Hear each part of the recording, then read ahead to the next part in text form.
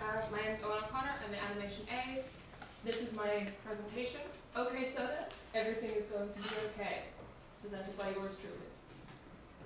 So what am I talking about? OK Soda was a soft drink created in 1993 by the Coca-Cola Company. Never heard of it? Well, there's a good reason for that. It was discontinued in 1995, just 2 years after its initial release. But why? Need I say more? No. Sergio Zanman, the man behind Coca-Cola's most catastrophic marketing campaign. A bold claim, considering that New Coke was less than a decade previous. But guess what? That was also his idea. But to get back on topic. Why was OK Soda so disastrous? Let's start with the name. After the failure of New Coke, Coca-Cola were looking for a bold new approach. Market research done by the company revealed that Coke was the second most recognizable word across all languages in the world, the first of which being OK. Simon had the bright idea to take advantage of this and create a universally recognizable product. He believed that the drink would succeed because it under-promises. It doesn't say, this is the next great thing. It's the flip side to overclaiming. He hoped that by underselling itself, OK would cater to the Gen X teens who were bored of being manipulated by flashy, overzealous advertising. He was trying to cash in on cynicism, which is always a bad plan. The cans themselves reflect this belief system. Designed by Daniel Close and Charles Byrne, with harsh black, red, and white neo-noir style artwork depicting faces with vacant, unsettling expressions, as you can see. As well as being covered in text, off-putting visuals, and segments of the OK Soda manifesto. With the idea being that you would collect segments and piece together the manifesto for yourself. Written by Peter Wegner, excerpts from the manifesto went as follows. OK Soda emphatically rejects anything that is not OK, and fully supports anything that is. OK Soda says, don't be fooled into thinking there has to be a reason for everything. Please note the unsettling use of quotation marks, especially around the word beverage. OK Soda reveals surprising truths about people and situations. What's the point of OK? Well, what's the point of anything? OK Soda may be the preferred drink of other people, such as yourself. They printed this on their cans.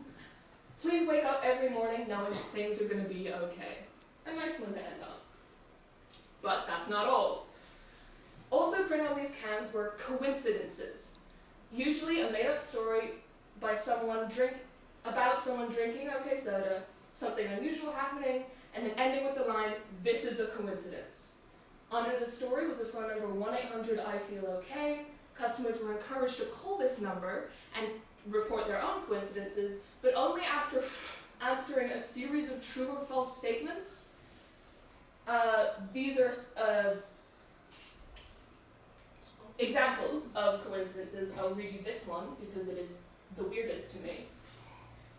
An unidentified American city, Larry F. drank 3 cans of OK and discovered, much to his surprise, that he now had the ability to see through 3-dimensional objects, including cats, chairs, and dresses. Also, his sense of smell became so acute that he could tell the difference between a $5 and $10 bill just from the odor alone. These personal abilities bear no connection to OK. Please continue to drink OK for the taste, etc. And focus on the thought that things are going to be OK. They also had vending machines. This is the only photograph I could find of these vending machines. That's terrifying. Imagine encountering this in a dark alleyway.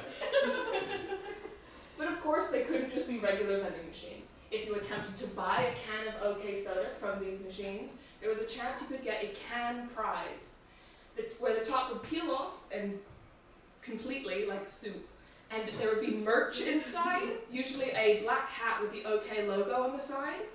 The cans also contained 2 quarters, enough to buy a second drink of the carbonated beverage. By the way, this face look familiar? illustrator, Daniel Klaus, chose to base this particular face off of notorious serial killer Charles Manson. What? When asked why he did this, Klaus responded, they made me sign all this non-disclosure paperwork and stuff, but nothing ever said, don't put a serial killer on the can. Not a good reason, Charles. In conclusion, OK Soda's bizarre marketing tactics and off-putting visuals failed to capture the hearts of the American youth. Instead, it backfired completely and did not live up to any of Simon's promises. OK was cancelled by the Coca-Cola Company after just 7 months of product testing across various American states and was never widely released to the public. But there's one final question. How did it taste? Thank you for coming to my TED Talk.